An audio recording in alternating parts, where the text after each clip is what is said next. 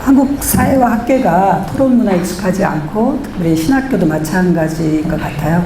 저도 그동안 줄곧 조직신학 수업을 하면서 간혹 물론 조별 발표는 하고요.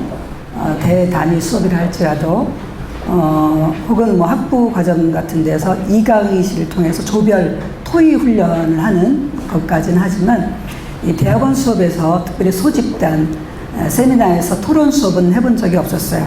왜냐하면 이제 보다 더 정확한 내용을 학생들에게 전달하고 싶은 마음이 있어서 저 발제 위주 혹은 제가 그것을 정확하게 설명하는 것으로 전통적인 방식이죠. 제가 그동안 수업을 하다가 또 이런 프로젝트에 참여하게 됐고 또 지난 학기에 성령과 교회라고 하는 새로운 수업을 맡게 돼서 이번에 한번 토의 토론 수업을 한번 해보자 하는 마음을 갖게 됐고 또 덕분에 이제 토의 토론 학습을 사실 저도 제대로 배운 적도 없고 또 시행해본 적도 없기 때문에 직접 제가 책도 읽고 또 우리 첫 수업에서는 학생들에게 토의 토론에 대한 정의라든가 아니면 뭐 토론 진행법이라든가 질문법 이걸 1시간 정도 강의를 했어요. 그리고 이것이 연구 프로젝트에 속한 거라는 걸 고지를 했고 그래서 일단 수업을 진행을 했습니다. 보시면 그래서 이제 그 결과를 제가 오늘 말씀을 드리는 건데요. 목차는 신학적인 특성, 토의 토론 학습의 이해, 그 토의 토론 학습을 통한 성령교회 수업 진행을 어떻게 했는지 마지막으로 설문을 사용한 학습자의 평가와 분석을 했고요. 그 다음에 이제 전반적인 분석과 제안하고 나가는 말입니다. 특별히 이제 토의 토론하면 흔히들 이게 개념이 혼용되어 사용되는데요. 토의는 주로 이제 서로 의견을 모아가는 과정입니다. 전통적인 우리가 수업에서 하는 방식이죠. 주로 원탁형 토론이라고 그럽니다. 반면에 찬반 토론. 이 토론은 뭐냐면 주로 이제 찬성과 반대라고 하는 보다 더 논쟁적인 성격이 있는 것이죠. 도표에 예시됐습니다. 그래서 저는 근데 이제 왜 토의 토론이라고 했느냐 하면 오늘 제가 참고한 그 이상우라는 분이 토의 점 토론이라는 데피니션을 하세요. 왜냐하면 실제로 우리가 직접 들어가 보면 이렇게 개념이 구분됨에도 불구하고 토의하다 보면 토론으로 토론하다가 또 토의로 가기 때문에 실제로는 구분이 어렵다는 거죠. 제가 토의 토론을 그대로 그분의 주장을 따르되 이 점이 좀 귀찮더라고요. 그래서 제가 이번 이 연구 발표에는 토의 토론을 그냥 제 나름대로 편의상 토의 토론이라고 얘기를 했고요. 저희들은 주로 이 토의 토론 학습에 그 토의 토론이 한 10가지 유형이 있는데 그 가운데 주로 2가지를 우리 수업에서 활용했습니다. 첫째는 원탁 토론인데 토의형 토론입니다. 두 번째로는 토론 방식은 이미 우리가 그동안 해왔던 거고요. 그 다음에 찬반 토론, 논쟁형 원탁 토론이라고 그러는데 찬성과 반대쪽으로 나눠서 토론하는 방식.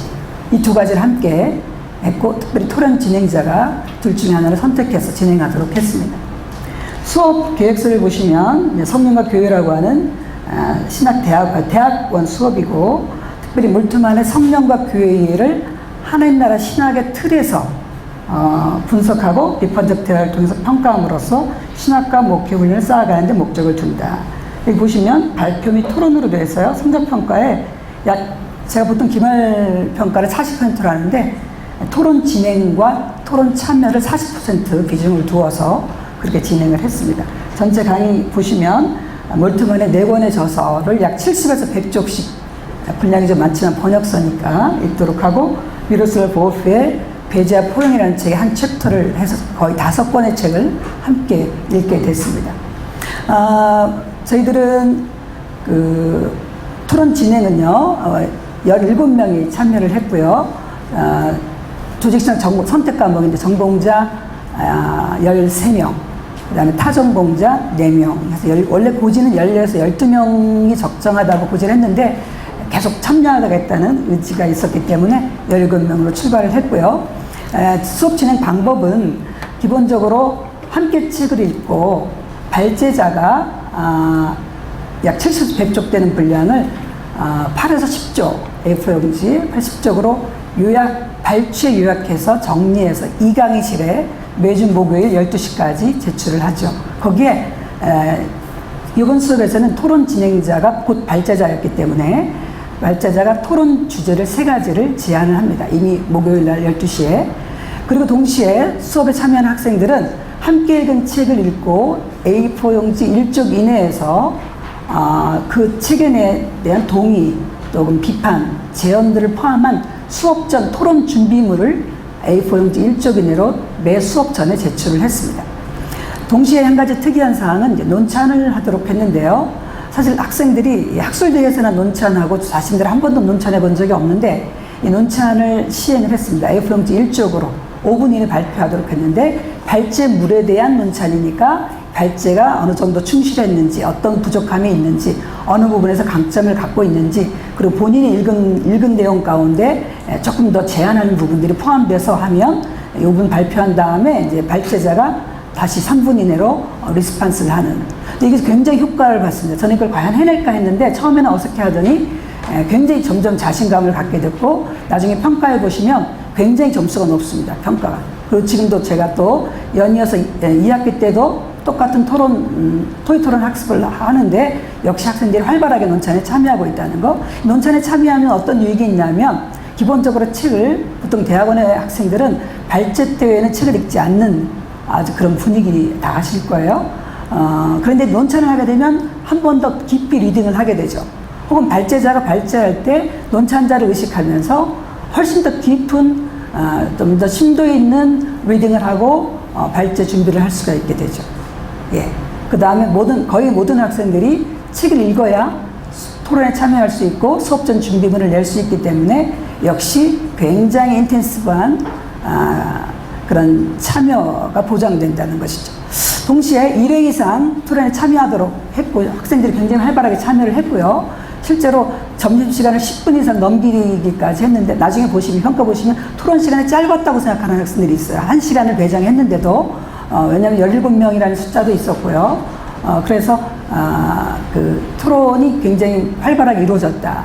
마지막으로는 이제 기말과제를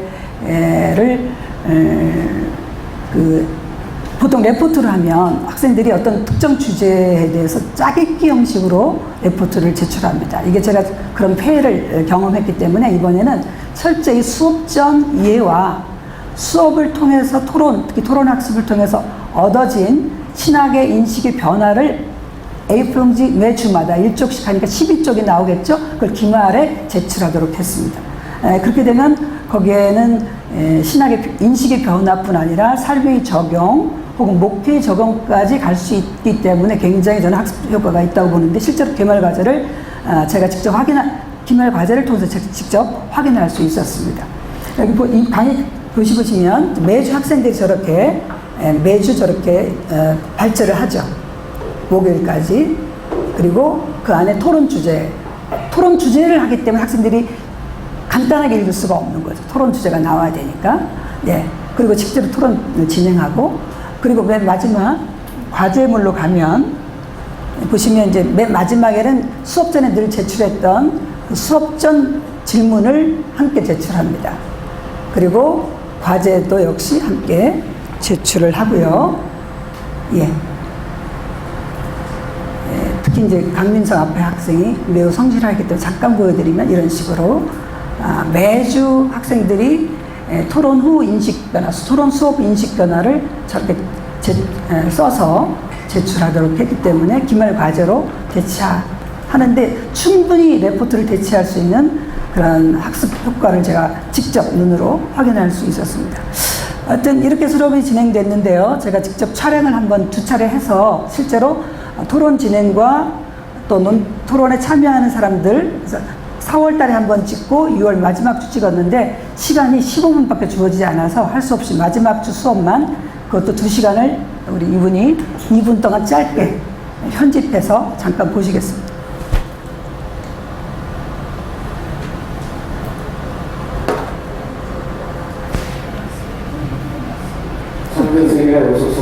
발제입니다.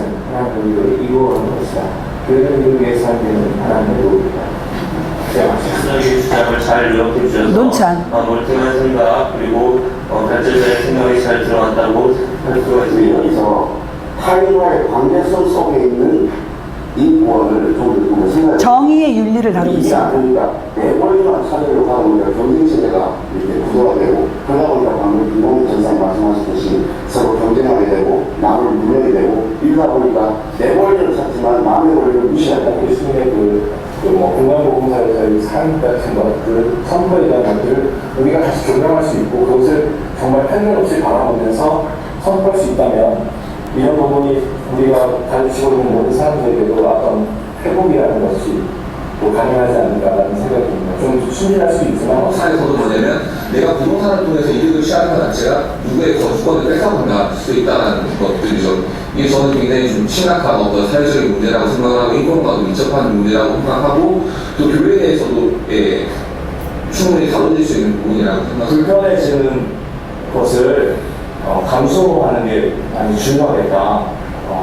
사실 우리가 소수의 소유자만을 말하지만 사실 거기에서 목소리를 내기 이전에 내 에토스가 안 되어 있고 내가 불편을 감수하고 또 하는 그 삶의 전향이 일어나지 않고 회개 목소리를 낸다는 것 자체가 사실은 예언자적인 기능을 잃어버리는 것이잖아요. 그래서 거기에 대해서 제가 마지막으로 얘기했던 게 그래도 할 수 있다. 그래도 할 수 있다라고 생각하는 게 그리스도인이다.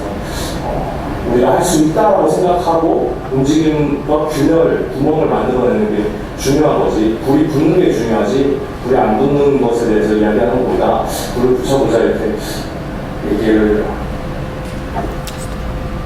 이런 짧게 사실은 그 앞에 동영상 찍은 것은 토론 진행이나 논찬 또 토론 참여 학생들의 변화를 보려고 그랬는데요. 상당한 변화가 있었다는 것을 말씀을 드리고 싶습니다. 이제 그러면 이제 이 토론 이후에 설문을 맨 마지막 시간에 해서 지금 분석한 결과인데요. 총 38문항을 했고요. 17명이 참석했습니다. 항목별로 토론 준비 및 참여 시간의 적정성 보시면 대부분이 적절했다고 보죠. 특별히 학점 1, 2 나온 부분은 토론 시간이 짧았다고 생각하는 분들이 있었다는 거죠. 그만큼 토론에 점점 익숙해져 갔다는 얘기죠. 토론의 효과성을 보시면 대부분이 지금 토론 전 질문 제출, 특별히 논찬이 굉장히 효과적이었다고 생각하고 반면에 3.35는 토론 진행인데 이건 어쩔 수 없이 처음 진행하다 보니까 학생들 토론 진행법을 제가 강의했어도 실제 토론할 때 잘 진행하지 못했어요. 이거에 대한 아주 엄정한 평가죠. 다른 부분들, 논찬이나 뭐 창호 답변, 그 다음에 맨 끝에 있는 부분이 이제 어쩔 수 없이 교수가 되도록 참여하지 않으려고 학생들 자기주도 학습 혹은 협동학습을 도와주려고 했는데 바로 안 하려고 했지만 이분들이 물투면의 선의가 부족해요. 살소리 중간중간에 제가 이제 끼어서 보충 설명을 한다거나 코멘트를 했는데 그것이 굉장히 유익했다고 학생들이 저는 좀 미안하게 생각했는데 학생들이 유익했다고 그러고요. 주제의 효과성도 역시 마찬가지로 질문하는 것, 또 토론 진행 거의 같게 나옵니다. 또 아까처럼 교수의 코멘트가 유익했다. 동기 유발은 굉장히 유발이 됐다라고 반응을 보였고요. 신학적 사고가 상당히 변화가 있었다고 자기들이 말합니다.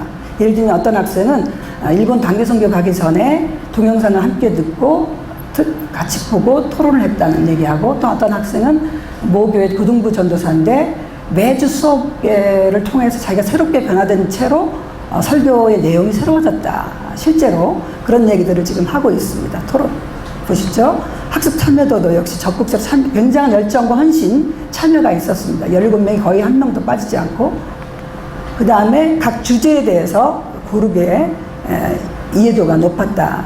조금 낮은 건 이제 가장 높은 게 생명윤리에 대한 그런 이슈였고요. 그 다음에 타종교의 이슈는 시간이 짧아서 충분히 토론하지 못했고 입장이 충돌했기 때문에 토론을 이제 서둘러 마감했거든요. 그래서 그런 부분이 그대로 반영이 되는 것입니다. 수업 만족도는 역시 만족스러웠다는 게 굉장히 있고요. 앞으로 조직신학 수업이 참여할 의사가 있다. 이렇게 됐죠.